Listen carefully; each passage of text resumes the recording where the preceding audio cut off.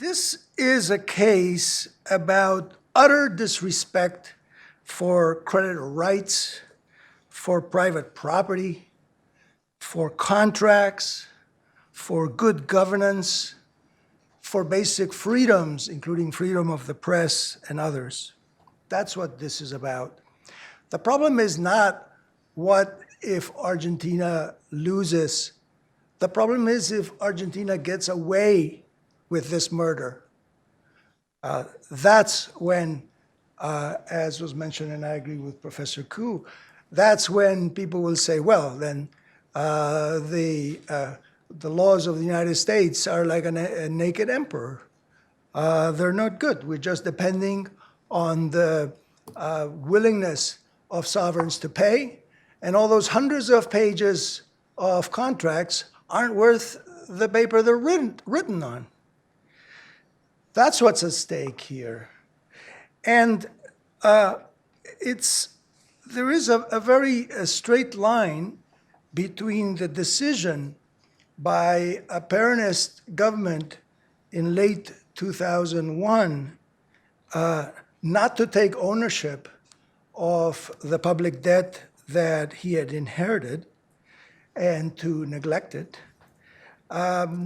all the way down to yesterday's statement by President Kirchner that the widespread looting throughout the country that has taken place in the past week, including now with deaths and other casualties, are not her problem. That this is just some kind of conspiracy by her opposition, and they're trying to destabilize her government. When in fact there are very real and good reasons for the breakdown of law and order in Argentina. As you might know, inflation has been running rampant in the country.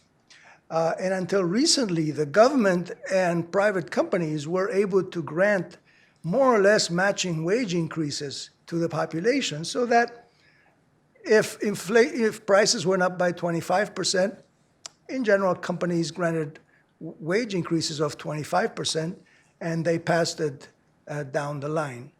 But things have changed. Argentina has lost its competitiveness. GDP and employment have flattened out. Companies now cannot afford to give the wage increases that match inflation. And the government can't either, because its tax revenues are also not keeping pace with inflation. And so if you read any of the stories, you will notice that the main reason why the looting took place and was allowed to take place was because the police forces in all these provincial cities went on strike for higher pay. They wanted a raise of 50% and weren't happy with the 10 to 20% raises that were being offered. The moment people found out that the good guys are on strike, the bad guys come out and they loot the stores. This is not about one case. This is not about one default. This is about a dozen-year story of 21st century populism, which is a smarter variety than the 20th century populism. It's equally doomed to failure. It's failing as we speak.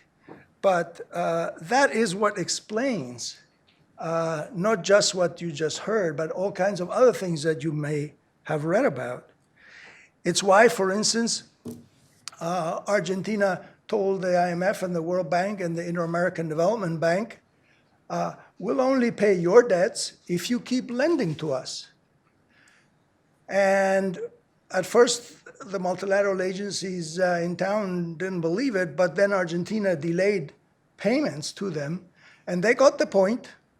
So they winked, and they've been lending to Argentina ever since, especially the Inter-American Development Bank. They tried that with the US Exim Bank and other Exim banks around the world. They didn't wink. They said, you pay first, then we'll talk. So they haven't gotten paid for a dozen years, not 1 cent. They haven't gone to the courts, but they are still waiting for payment, and they're exercising some pressure at the diplomatic margins.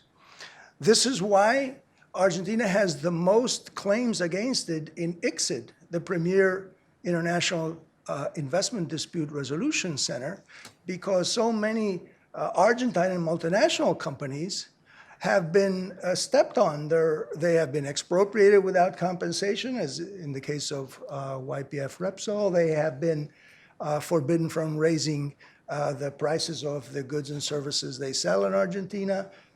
They've had other impediments put on them that their contracts and the treaties under which they were brought to Argentina said that wouldn't happen to them. So that is the takeaway, and that is why the case of Argentina is so important, because it's a case of government run amok. It's a case of what happens when you disrespect the essential human freedoms and rights. And so it's very appropriate that we're here today, and especially at Cato, talking about this case, because that is what it's about. And if Argentina gets away with it, then others will try to get away with it too.